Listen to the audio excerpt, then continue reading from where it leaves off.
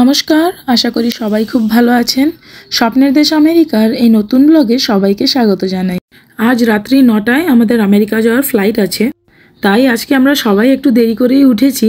আমার ছোট ছেলেটা যদি আগে উঠে পড়ে, ও ওর দাদাকে জোর জবরদস্তি হলেও তুলে দেবে, এতটাই দুষ্টু ও। উঠতে না উঠতেই হোটেলের স্টাফ এসে আমাদের এই কমপ্লিমেন্টারি ব্রেকফাস্টের ট্রেটা দিয়ে গেলেন।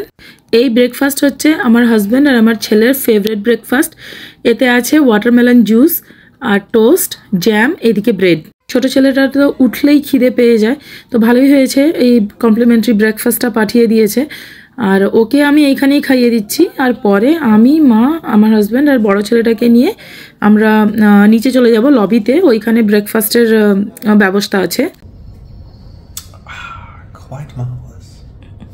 এই হোটেলগুলোতে প্রতিটা রুমে এই চা কফির ব্যবস্থাটা আমার খুব ভালো লাগে, কারণ ঘুম থেকে উঠে ব্রাশ করে এক কাপ ব্ল্যাক কফি খেলে তখন মনে হয় আমার ব্রেনটাও যেন জেগে পড়েছে এবার।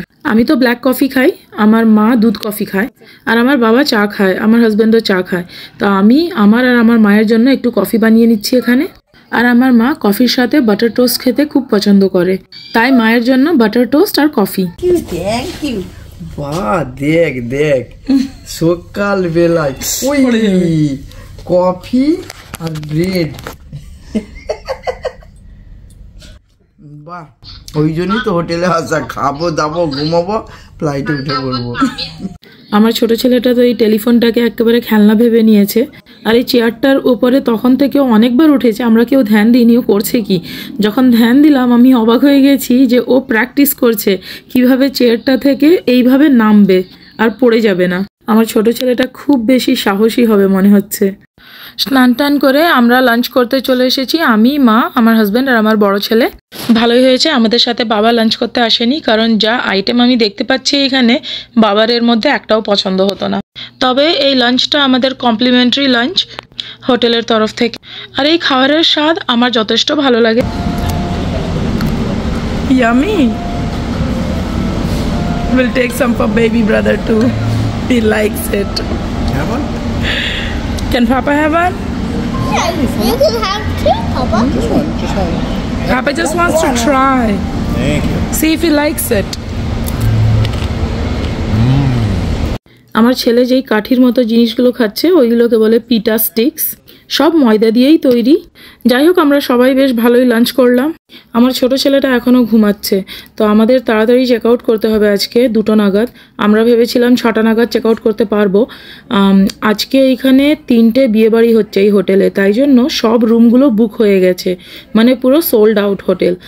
এই তাড়াতাড়ি চেক আউট করতে হচ্ছে বলে আমাদের একটু অসুবিধা হয়েছে, কারণ আমার ছোট ছেলেটা একটু ভালো ঘুমিয়ে নিলে ভালো হতো, কিন্তু কিছু করার নেই, চেক আউট করে চলে যেতে হচ্ছে। তো আমরা একেবারে এয়ারপোর্ট বেরিয়ে যাচ্ছি।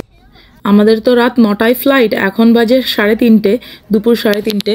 তো আমরা এই ওয়েটিং এরিয়ায় বসে আছি, ছেলেগুলো একটু খেলাধুলা করে নিক, একটু ওদেরকে খাইয়ে দিই, তারপরে আমরা চেক ইন করবো। এখন 6:10 বাজে, তো এবার আমাদের ঢুকে যেতে হবে এয়ারপোর্টে, কারণ চেক ইন করতে একটু সময়ও লাগে। আমার বড় ছেলেটা এই গিয়ে জানতে পেরেছে যে ওর দাদু মানে আমার বাবা আমাদের সাথে আমেরিকা যাচ্ছে না। ওর মনটা খুব খারাপ হয়ে গেছিলো, আর আমার বাবারও মনটা ভীষণ খারাপ। 2 নাতিকে ছেড়ে গ্রাম ফিরে যেতে হবে, কেউ নেই বাড়িতে, সবাই তো আমরা আমেরিকা চলে যাচ্ছি। এতদিন আমরা সবাই ছিলাম হাসি খুশি আনন্দে, খুব মানে 3টে মাস কিভাবে যে কেটে গেছে আমরা কেউই বুঝতে পারিনি। আমাদের কয়েকটা ব্যাগের ওজন একটু বেশি ছিল, তাই সঙ্গে সঙ্গে আমাদেরকে আবার রিঅ্যারেঞ্জ করে আবার ব্যাগগুলোকে চেক ইন করার জন্য রেডি করতে হলো। কিন্তু চেক ইন করতে গিয়ে যে এত বড় বিপদে পড়বো কারোরই ধারণা ছিল না আমাদের। হয়েছে কি, যখন আমার হাজব্যান্ড এই টিকিটটা বুক করেছে, আমার নাম ওতে লিখেছে সুচরিতা ফুলটন, যেটা আমার বিয়ের নাম, আর বিয়ের আগে আমার পাসপোর্ট যেটা হয়েছে ওটাতে আছে সুচরিতা সামন্ত। কিন্তু গ্রিন কার্ডে, মানে এইখানে তো আমার গ্রিন কার্ড আছে আমেরিকার, ওতে আমার নাম আছে সুচরিতা ফুলটন। তাই ভেবে আমার হাজব্যান্ড সুচরিতা ফুলটন নামে বুকিং করেছে।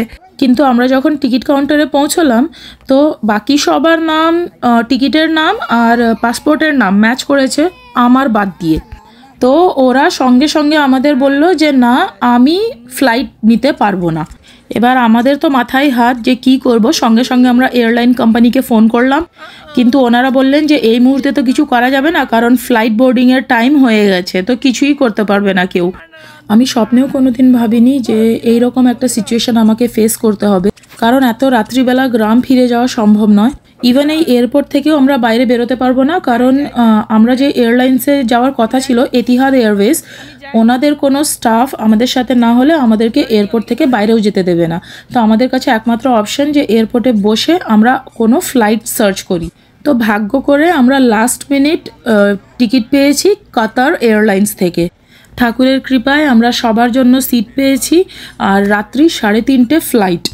আমরা প্রায় দুপুর 4টের সময় এয়ারপোর্টে চলে এসেছিলাম, আর সেখান থেকে এখন বাজে রাত 2টো। তো 10 ঘন্টা আমরা এয়ারপোর্টে আছি। বলতে নেই, আমার বাচ্চাগুলো একেবারে ভালো আছে, কোনো কান্নাকাটি করেনি, কিছু নয়, খেলছে দিব্যি। আর ব্যাগগুলো চেক ইন করাতে কোনো অসুবিধা হয়নি আমাদের। ফাইনালি আমরা টেনশন মুক্ত হলাম সবাই। এবার ফ্লাইটের দিকে আমরা এগিয়ে যাচ্ছি, গেট নাম্বারের দিকে। এইখান থেকে ফ্লাইট যাবে দোহা, আর দোহা থেকে শিকাগো, আর শিকাগো থেকে ড্রাইভ করে আমরা যাব আমাদের বাড়ি অবধি। আমরা সবাই অতিরিক্ত টায়ার্ড। আমার বড় ছেলেটা ঘুমিয়ে পড়েছে, ছোট ছেলেটাও ঘুমাচ্ছে, আমরা আর কেউই পারছি না। এই ফ্লাইটটা আমাদের 5.5 ঘন্টার ফ্লাইট হবে। বাচ্চাগুলো তো আগেই ঘুমিয়ে পড়েছে, এবার ফ্লাইটে বসেই আমরাও একটু ঘুম দিয়ে দেব। আমাদের দুটো ছোট বাচ্চা আছে বলে আমাদের বেশি ওয়েট করতে হয়নি, আমাদের বোর্ডিং তাড়াতাড়ি হয়ে গেছে। না চাইলেও নিজের দেশ ছেড়ে আবার চলে যেতে হচ্ছে বিদেশ। এখন ভোর 4টে বাজে, তো এইটাকে ডিনার বলবো না ব্রেকফাস্ট বলবো জানি না, কিন্তু খাবার এসেছে। আমি নিয়েছি আন্ডা কারি পরোটা, তার সাথে দিয়েছে এই 5 মেশালি ফল আর একটা দই। আর আমার হাজব্যান্ড নিয়েছে এইটাকে বলে কিশ। এইটা একটা ডিম দিয়ে তৈরি খাবার, আর এইটা মনে হচ্ছে স্ট্রবেরি দই, খেতে ভালোই লাগছে, খেয়ে নিচ্ছি। আমি নিয়েছি আন্ডা কারি পরোটা, হেভি লাগছে খেতে।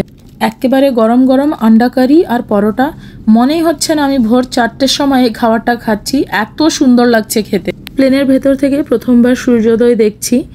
আকাশে উড়তে উড়তে সূর্যোদয় দেখা একটা আলাদাই অনুভূতি। আমরা দোহা পৌঁছে গেছি। 5.5 ঘন্টায় কীভাবে যে কেটে গেছে আমরা বুঝতেই পারিনি। আমরা এতটাই ক্লান্ত ছিলাম, সারা ফ্লাইট তো ঘুমিয়েছি। এইখানে আমাদের 2.5 ঘন্টা ওয়েট করতে হবে, তারপরে আমাদের শিকাগোর ফ্লাইট আছে। ওই ফ্লাইটটা আবার 13.5 ঘন্টার ফ্লাইট। তো এইখান থেকে এই বাসে করে আমরা চলে যাব টার্মিনাল অবধি। মানে আমরা তো এখন এয়ারপোর্টের ভেতরেই আছি, কিন্তু এইখান থেকে এয়ারপোর্টের গেট অবধি যাব, সেইখান থেকে অন্য ফ্লাইট ধরবো।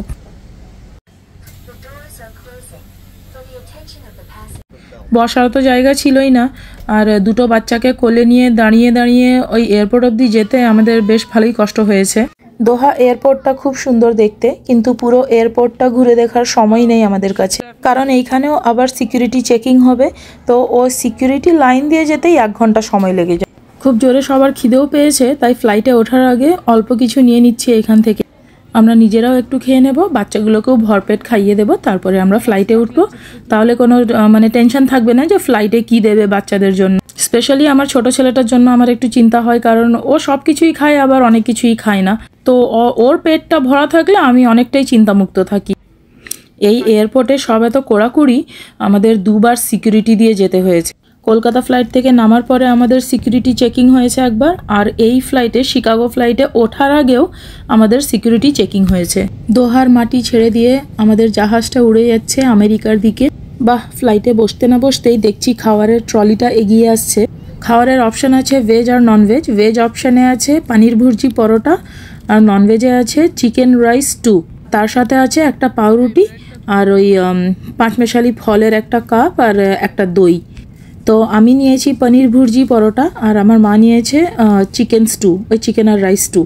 এই পাউরুটিটা বাটার দিয়ে খেতে সেই লেগেছে, কিন্তু এই চিকেন অ্যান্ড রাইস স্টু আমার মায়ের একটুও ভালো লাগেনি। একবার খেয়েছে আর তারপরে বলে কি খেতে পারবে না। তো আমি আমার পনির ভুর্জি আর পরোটা মাকে দিয়ে দিয়েছি, আর চিকেন অ্যান্ড রাইস স্টু আমি খেয়ে নিয়েছি। আবার প্রায় 3 ঘন্টা পরে এই খাবারটা দিয়ে গেছে। এইটা কড়াই পনিরের ট্রে, আর এটাতে একটা পোলাও আছে, কড়াই পনির আছে, একটা শাকের তরকারি। আমার ছেলে পোলাওটা বেশ ভালো খাচ্ছে। এই এয়ারলাইন্সের আপাতত যতগুলো খাবার দিয়েছে এত সুস্বাদু খেতে আর এত ফ্রেশ। আমরা যখন ইন্ডিয়া থেকে আমেরিকা যাচ্ছিলাম সেই এয়ারলাইন্সের খাবার মানে আমাদের একটুও ভালো লাগেনি। বেশিরভাগ খাবার আমরা ফেলে দিয়েছিলাম কারণ খেতে পারছিলাম না, কিন্তু এই এয়ারলাইন্সের খাবার খুবই ভালো, খুবই সুস্বাদু, খুবই ফ্রেশ খাবার।